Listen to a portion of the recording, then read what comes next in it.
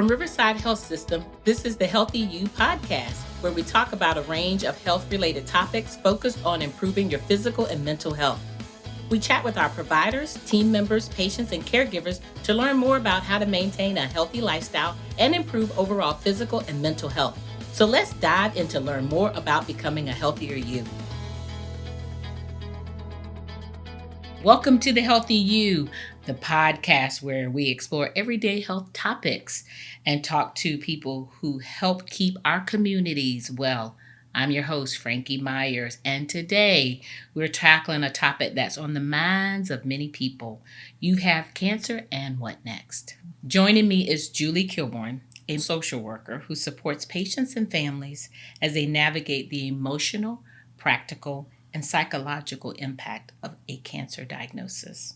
This episode is a vital one for our listeners or anyone experiencing or supporting someone through cancer.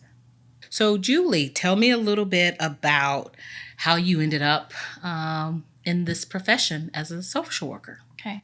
So I always knew I wanted to help people, and I liked helping people, but I didn't really know what that looked like as a career. Okay. And then I became a social worker at Riverside and have been there 15 years, inpatient and outpatient oncology primarily.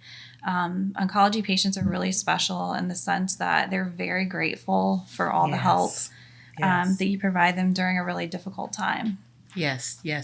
So talk a little bit about what is the route to become a social worker. Sometimes you'll hear care manager, case managers, care coordinators, and social workers.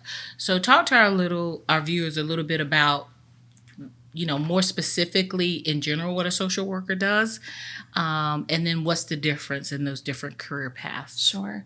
So there's lots of licensing differences. Care coordinators can be licensed social workers. They can be just social workers as a job title. Okay. Can also be nurses. Okay. And so in the hospital, oftentimes they're used as case managers or discharge planners. And then there's social workers that work in the community, social services and home health and hospice. Yes. And there's different levels of education. You can have your master's degree. I have mine in health and wellness with a focus on end of life. Okay.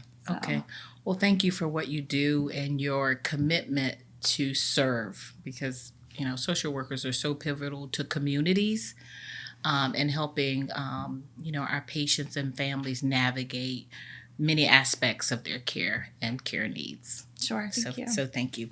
So before we dive into today's conversation, let's consider the scale of how cancer touches lives across the country. So just a little background. According to the American Cancer Society's 2025 report, over 2 million new cancer cases are projected to be diagnosed in the U.S. this year. That's more than 5,000 cases every day. That is scary. The lifetime risk of developing cancer is approximately 1 in 2 for men and 1 in 3 for women, so higher for women. And as of 2025, more than 18 million Americans are living with a history of cancer, and that number is expected to grow. These numbers remind us that while treatments have advanced, the emotional experience and diagnosis remains as heavy as ever. So talk to us about your role and how you support patients and families, more specifically, which just looking at that information and those numbers is a great need. Yeah, the cancer center is a very busy place, unfortunately. Yes. My role, or as a social worker, we have several social workers within our cancer centers. We have coverage throughout all of them. Okay. We provide a lot of emotional support to patients and families, connecting them to community resources, kind of reviewing barriers to care.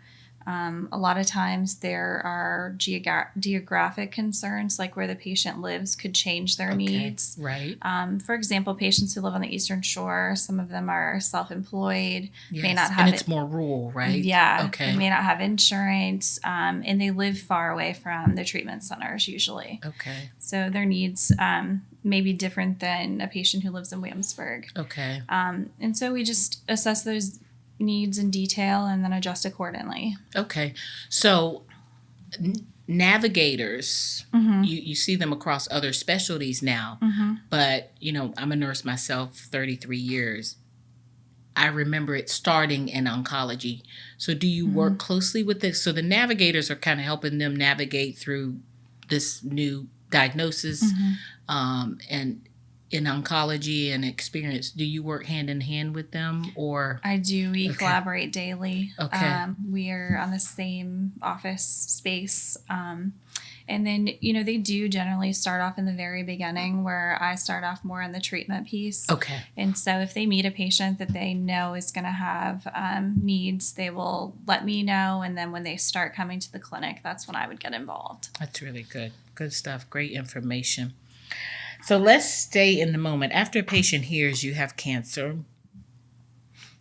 what do you find they need most in those early hours and days? I think it would even start from the time you find out there's something suspicious. Yeah, I mean, working where I work, even going to get a mammogram, I'm thinking, Yes. oh no, what's going to happen? Yes. And so I think you always have that anxiety in the back of your mind.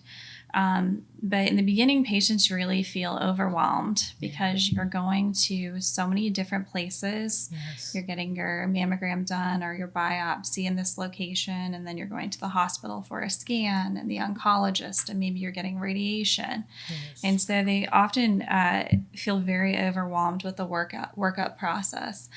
So I try to let them know that this is the busiest time. Things will settle down, and reassure them that we do settle down after all of this. Yes. And so yes. we do provide education classes as a group, and so patients and families can come and gather more information on how to take care of the patient and what to expect, Right. Which also gives them reassurance. And then after that, we give them a guided tour so they can see what it looks like to give them a better sense of what to expect. Mm-hmm. That's great. That's good information.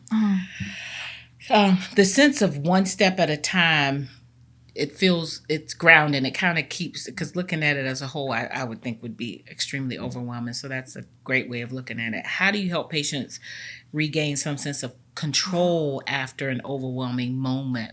I mean, I think that a lot of times we try to provide them with tools to help them be better organized. So if you can designate a person to be your communication tool, so that person maybe would come to the appointment with you, be the note taker, and then share the information with the rest of the family. Yeah, that's good, because if you're emotional, you're not listening. It's like womp, womp, womp. Yeah. You're not, yeah. And so also, I provide a lot of support to family members and caregivers because they oftentimes feel helpless or don't know what to do. Right. And so guiding them in ways to relieve the patient by suggesting practical things, like you could go to the grocery store. Patients go to the pharmacy so much. They could go to the pharmacy and pick up, or help with kids. And then sometimes more emotional things like just listening or being quiet, just being there is helpful. Yes. Do y'all have therapists that you can use as well? Because I can see people needing more in-depth psychological support. Yeah, we do have a list of therapists that we provide. We also have access to telehealth psychiatry. Oh, that's good. Our psychiatrist is wonderful. Selling a psychiatrist to a patient can be difficult, but just share personal experiences. Other patients have been really successful with her. Right, that's good. So I think that gives them the reassurance to show up and try. Yes, absolutely. And if you don't need it, fine, but knowing. Right, it's there. Yes. That's great. That's great information, Julie.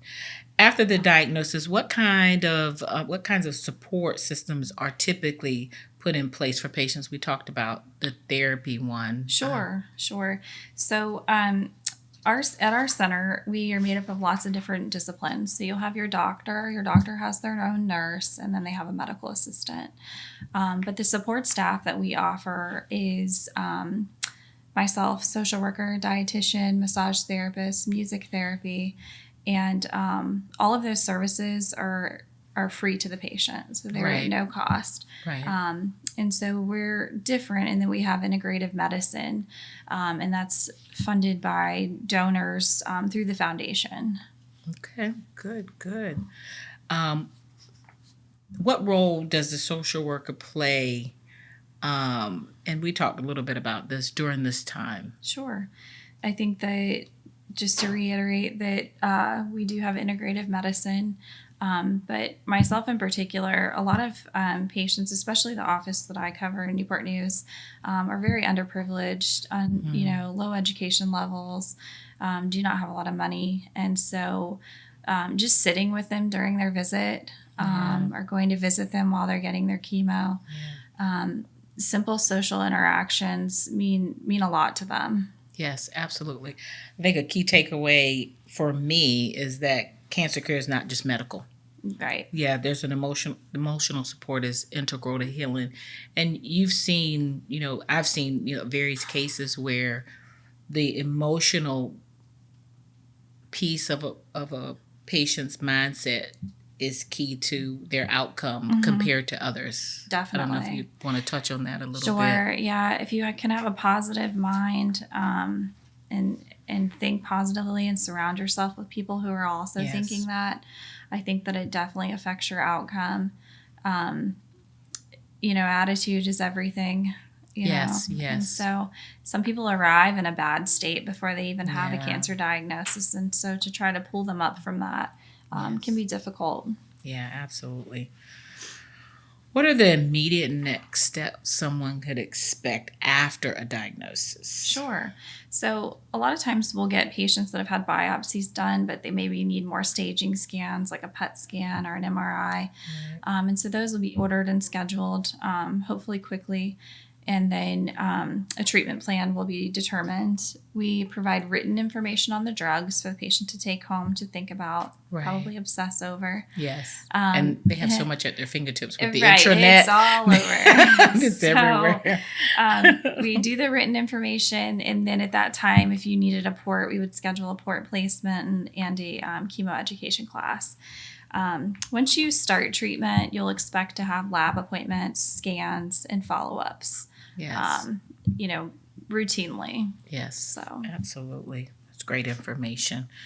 How do you help patients manage the overwhelming amount of information? I think one of the things that resonated with me is bringing that person along to be able to scribe for you, take notes, and then when you're in a better place to just reabsorb the information so that you clearly understand. That's exactly right. I also love MyChart. Oh. It's so easy to reach your provider by MyChart.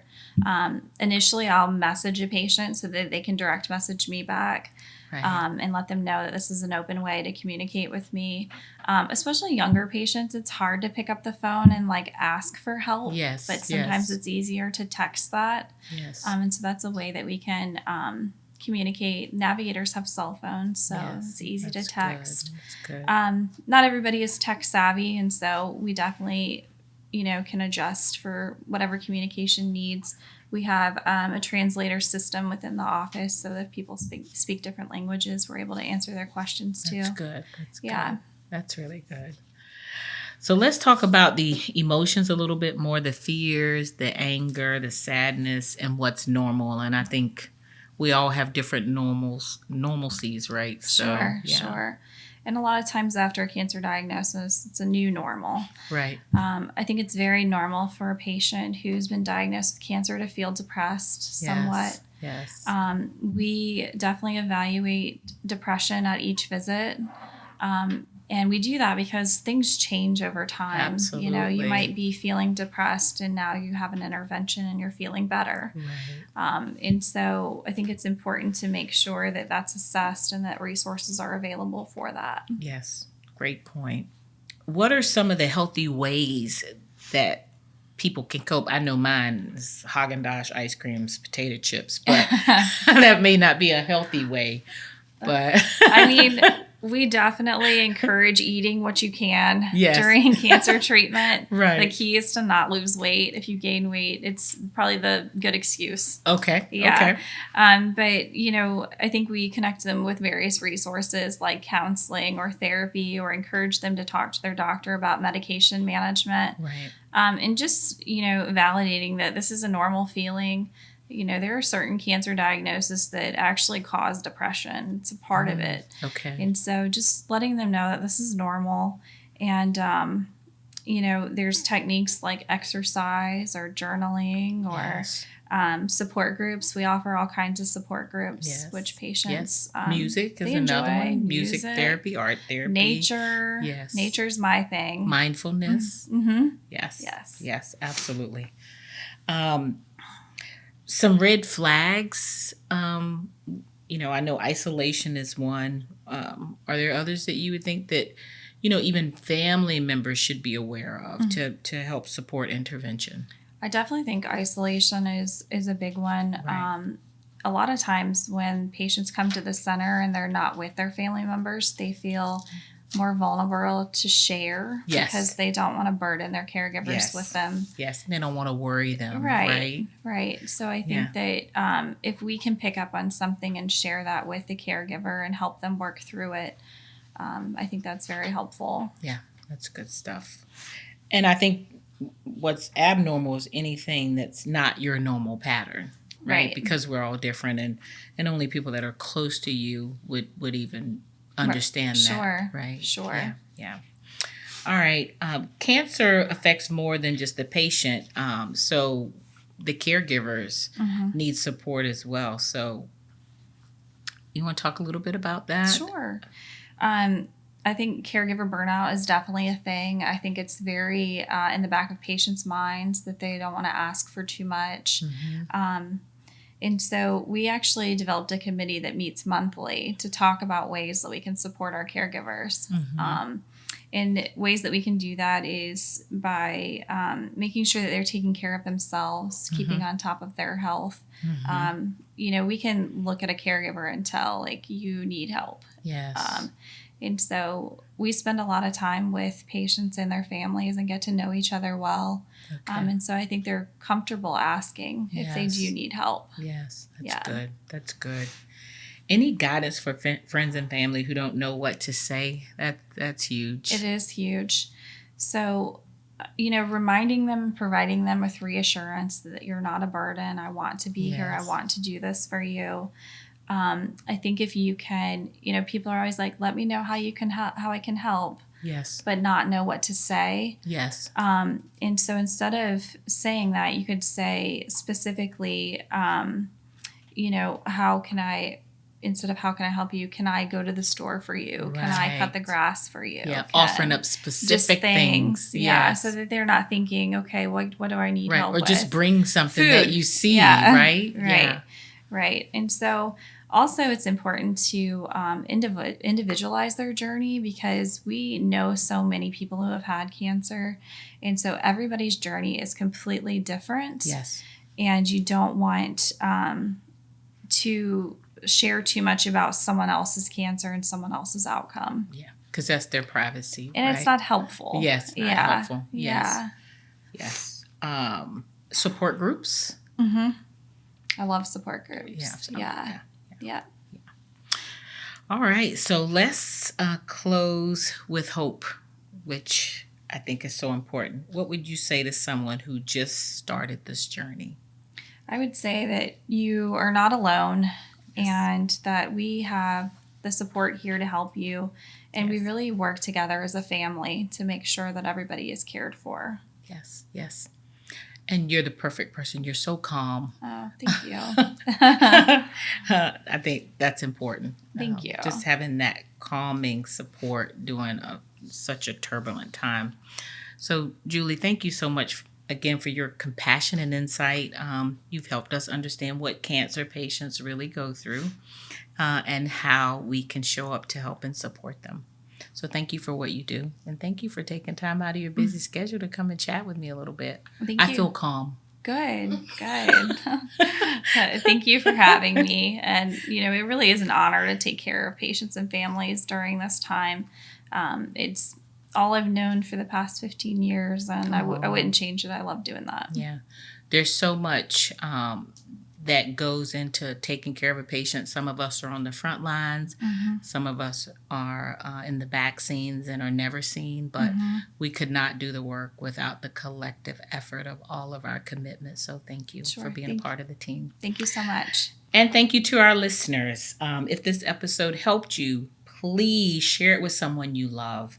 And visit the Riverside Health blog for more expert advice and information. Until next time, stay healthy.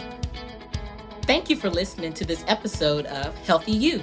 We're so glad you were able to join us today and learn more about this topic. If you would like to explore more, go to riversideonline.com.